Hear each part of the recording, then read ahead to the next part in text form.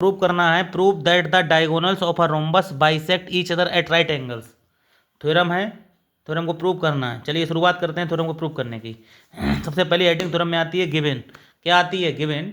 तो गिवन कहाँ से निकालते हैं? स्टेटमेंट से निकालते हैं। स्टेटमेंट में क्या बोला गया कि ए बी सी डी एक रोम्बस है जिसका एक डायगोनल ए सी है और एक डायगोनल बी डी है, ठीक, और जो कि दोनों डायगोनल जो कट करते हैं पॉइंट ओ पे कट करते हैं, ठीक, दिखा दिया। तो गिवन में क्या लिखेंगे? A rhombus A B C D whose diagonals A C and B D intersect at a point O. Clear? ये था गिवन जो हमने कहाँ से लिखा? स्टेटमेंट से। प्रूफ क्या करना है? प्रूफ भी स्टेटमेंट से देखेंगे। जो डायगोनल हैं ए सी और बी डी ओ पॉइंट पे कट कर रहे हैं, तो प्रूफ क्या करना है? बाइसेक्ट का मतलब जो डायगोनल है ओ ए बराबर ओ सी और ओ बी बराबर ओ डी हमको पहले पार्ट में प्रूव करना है। सेकेंड पार्ट में क्या प्रूव करना है? सेकेंड पार्ट में हमको ये प्रूव करना है कि जो डायगोनल कट कर रहे हैं पॉइंट ओ पे, उसमें ये चार एंगल बन रहे हैं। एक एंगल बन रहा है ए ओ बी, एक एंगल बन रहा है बी ओ सी, एक एंगल बन रहा है सी ओ डी और एक एंगल बन रहा है डी ओ ए। क्या ये 90 डिग्री का एंगल बनाते हैं चारों एंगल? ये हमको प्रूव करना है। तो चलिए पहला पार्ट प्रूव करते हैं। पहला पार्ट प्रूव करने के लिए कुछ नहीं, बहुत सिंपल है। ये रोम्बस है, रोम्बस की क्या आइडेंटिटी होती है?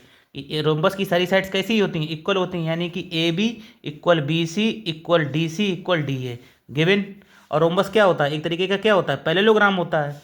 तो ए बी सी डी जब पैरेललोग्राम, और ये आपको पता है पैरेललोग्राम की प्रॉपर्टी आप प्रूव कर चुके हो, बता भी चुके हैं क्लास में हम आपको कि the diagonals of a parallelogram bisect each other.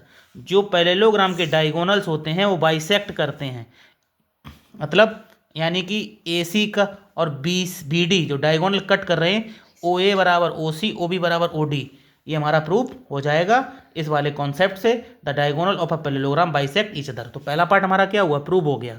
जब हमारा पहला पार्ट प्रूव हो गया तो हम क्या करेंगे? बहुत ध्यान से देखना, इस सेकंड वाले पार्ट में थोड़ा सा हिंट कर रहे हैं हम इधर से।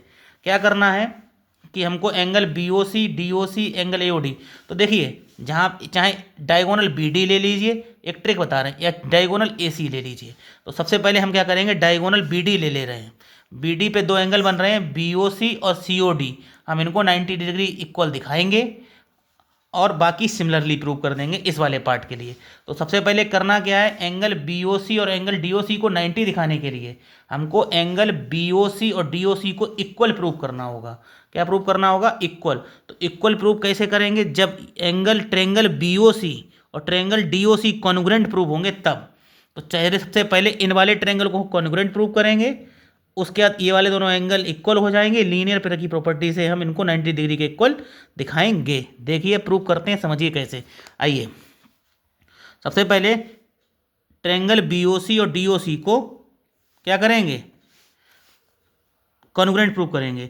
तो ट्रेंगल बी ओ सी और डी ओ सी को कॉन्ग्रुएंट प्रूव करने के लिए हमें तीन चीज़ें चाहिए। कितनी चीज़ें चाहिए? तीन। वो तीन चीज़ें क्या होती हैं? बहुत ईजी है। ओ सी बराबर ओ सी कॉमन, दोनों ट्रेंगल में ओ सी साइड आ रही है तो कॉमन हो गई। ओ बी बराबर ओ डी हमने ऊपर एब प्रूव्ड किया, और बी सी बराबर डी सी गिवन है। तो triangle B O C congruent triangle D O C, triangle कैसे हो गए? कॉन्ग्रुएंट हो गए। कौन से क्राइटेरिया से? साइड साइड साइड से। जब ट्रेंगल कॉन्ग्रुएंट हो गए तो हमारा मेन उद्देश्य क्या था? एंगल बी ओ सी को और एंगल डी ओ सी को इक्वल दिखाना। तो angle B O C angle D O C क्या हो गए? इक्वल हो गए। कौन सी प्रॉपर्टी से?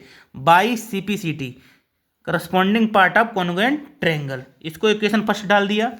इस तरीके से अब यहाँ पे हम आएंगे, एंगल बी ओ सी और एंगल डी ओ सी मिलके क्या बना रहे हैं? Linear pair. देख लीजिए, हमने बताया था फिगर में, क्या बना रहे हैं? Linear pair. क्या बना रहे हैं?